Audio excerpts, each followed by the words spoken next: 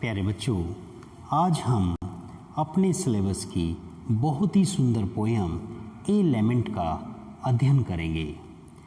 Element का मतलब होता है शोक से भरी हुई कविता, दुख से भरी हुई है कविता।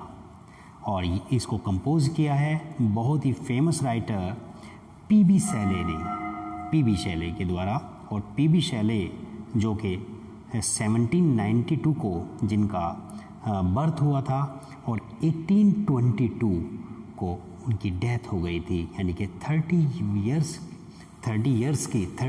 वर्ष की ही एज में तक वो रह सके।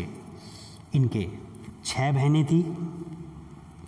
फाइनेंशियल कंडीशन ठीक थी, बहुत ज़्यादा अच्छी नहीं थी लेकिन बेकार नहीं थी। अब हुआ क्या, अब मैं इसकी थोड़ी बैकग्राउंड के बारे में आपको बताना चाहूँगा, क्योंकि कवि की जब आप पोएम पढ़ेंगे लेमेंट का मतलब है दुख, शोक, तो आखिर वो शोक इनके जीवन में, वो दुख कहाँ से आया, तो मैं थोड़ी सी इनकी उस बैकग्राउंड को आपको बताना चाहूँगा। एक्चुअली क्या था, जब लेखक छोटे थे और इनको ऑक्सफोर्ड यूनिवर्सिटी में इनको एडमिशन दिलाया गया, तो इनकी दोस्ती एक इनके फ्रेंड हुए थे होग, उनके फ्रेंड थे होग। तो इनसे इनकी दोस्ती हुई और इन्होंने धर्म के ऊपर कोई एक ऐसी पैम्पलेट निकाली जिससे कि कॉलेज का माहौल थोड़ा सा डिस्टर्ब हुआ, या फिर जो स्टाफ था या कॉलेज के जो प्रशासन था, एडमिनिस्ट्रेशन था, उनको ये पसंद नहीं आया और इनको इनके फ्रेंड के साथ कॉलेज से निकाल दिया गया। ये फर्स्ट स्टेप था। नेक्स्ट, जो इनकी 6 बहनें थी, इनकी सिस्टर्स की एक सहेली थी जिसका नाम था हैरिट वेस्टब्रोक। ये इनकी बिलीव्ड बन गई थी। तो इनके हैरिट वेस्टब्रोक का इनकी सिस्टर के घर आना जाना था और पी.बी. शैले को हैरिट वेस्टब्रोक से प्यार हो गया था। जब हैरिट वेस्टब्रोक 16 वर्ष की थी और शैले 19 ईयर्स के थे, मात्र पोएट 19 ईयर्स के थे, तो ये उनके साथ स्कॉटलैंड भाग गए थे और इनके साथ इनका फ्रेंड होग भी था। अब देखिए, इनके दुख भरी कहानी यहीं से शुरू हो जाती है। मात्र 19 ईयर्स के पोएट हैं, हैरिट वेस्टब्रोक 16 ईयर की है, इनका फ्रेंड होग इनके साथ है, स्कॉटलैंड चले जाते हैं। अब खाने पीने का क्या वो हो, तो बड़ी प्रॉब्लम क्रिएट होती है। अब होता क्या है, कुछ दिन ये रहते हैं, इनके एक बेटा होता है और फिर धीरे धीरे इनको कुछ ऐसे लगने लगता है कि शायद मेरी पत्नी हैरिट वेस्टब्रोक के मेरे फ्रेंड होग से इलीगल रिलेशन है, नाजायज़ संबंध हो गए हैं। और ये बात इनके दिमाग में घर कर जाती है और ये अपनी वाइफ को अवॉइड करने लग जाते हैं। और होता ये है, इनकी वाइफ इतनी डिस्टर्ब हो जाती है कि हैरिट वेस्टब्रोक ये सुसाइड कर लेती है। एक जगह है इटली के अंदर, गल्फ ऑफ स्पीजिया, ये उसमें सुसाइड कर लेती है इनकी पत्नी।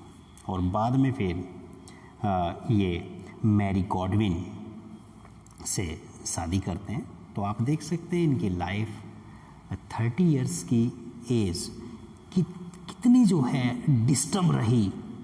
वो डिस्टर्बेंस इनकी पोएमों में साफ झलकता है।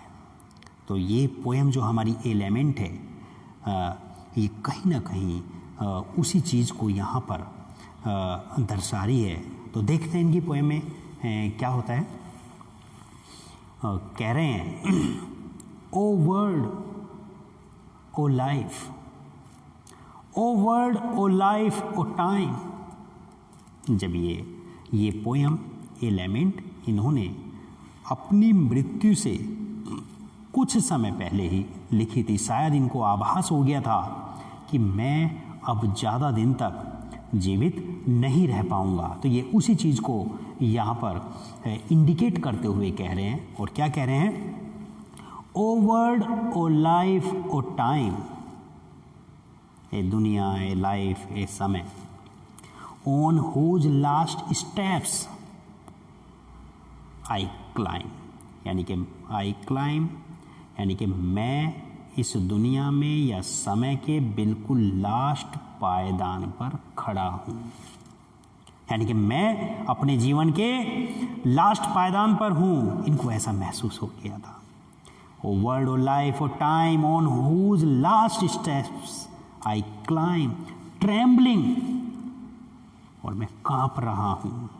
Eight that where I had stood before, और जहाँ मैं अपने जीवन के जिस पायदान पर खड़ा हूँ मैं वहाँ कांप रहा हूँ, थरथरा रहा हूँ। मेरे अंदर वो कॉन्फिडेंस या वो विल पावर नहीं रह गई। और यहाँ पर ये वो पुराने समय को याद करते हुए कह रहे हैं, वैन विल रिटर्न, कि कब लौटेंगी, the glory of your prime, वो युवा अवस्था का वो हैप्पीनेस, वो जो ग्लोरियस टाइम था, क्या वो कभी लौटेगा? क्या वो कभी लौट कर आएगा? नो मोर, ओ नेवर मोर, नहीं, शायद नहीं, और शायद कभी वो समय वापस नहीं आएगा। Out of the day and night, रात दिन, चाहे रात हो या दिन हो, a joy has taken flight, flight का मतलब है चले जाना, रन अवे, या मतलब समाप्त हो जाना, एंडेड। कि दिन हो या रात हो, खुशी तो मेरे जीवन से चली गई है। Fresh spring and summer and winter होर, बसंत ऋतु आती है, समर आती है और विंटर आती है, ये आते हैं। और ऋतुओं का परिवर्तन, सीजन्स का जो परिवर्तन होता है, वो व्यक्ति के हृदय को उनके मतलब चेंज लाता है उसमें, और उसके जीवन में परिवर्तन लाता है। जैसे कि बहुत ज़्यादा सपोज करो कि ठंडा मौसम है और आपके जो है बर्फ़ वाला वो है, आइस पड़ रही है, तो बर्फ़ से हम इतने ज़्यादा पजल हो जाते हैं कि हम चाहेंगे कि समर का वैकेशन आए ताकि जो है हमें राहत मिल सके। और जब हम बहुत ज़्यादा समर से परेशान हो जाते हैं, गर्मी से झुलस जाते हैं, हम चाहते हैं कि सर्दियाँ आएँ। तो ये जो ऋतुओं का परिवर्तन है, ये हमारी कृषि के लिए भी और व्यक्ति के लिए भी जो है लाभकारी होता है, और ये व्यक्ति को मतलब जो है चेंज कर देता है, उसके मूड को चेंज कर देता है। तो लेकिन कवि कह रहे हैं कि fresh spring and summer and winter होर, यानी कि बसंत ऋतु आती है, समर आती है, विंटर आती है, और ये कहते हैं मूव माई फेंट हार्ट, और ये मेरे दुखी हृदय को भर देती हैं विद ग्रीफ। यानी कि कवि ने कहा कि मेरा हृदय तो बिल्कुल पत्थर सा, उनमें कोई भावना ही नहीं रह गई है, कोई इमोशंस नहीं रह गई अब, या उनमें कोई परिवर्तन, मैंने इतने दुख देख लिए हैं कि अब इनसे कोई परिवर्तन नहीं हो रहा। वो कह रहा है कि इन ऋतुओं के परिवर्तन से मेरा हृदय और दुख से भर जाता है।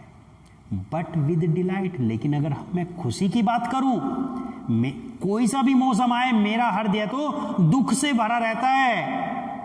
और अगर मैं खुशी की बात करूं, बट विद डिलाइट नो मोर और नेवर मोर, शायद अगर मैं खुशी की बात करूं तो खुशी तो मेरे जीवन में शायद है ही नहीं। और वो खुशी तो ऋतुओं के परिवर्तन से जैसे व्यक्ति का हृदय चेंज होता है, शायद मेरे हृदय में तो ये ऋतुओं के परिवर्तन से कोई परिवर्तन नहीं होने वाला, और शायद मेरे जीवन में ही अब वो खुशी कि आएगी, ये आशा करना मेरे लिए व्यर्थ है।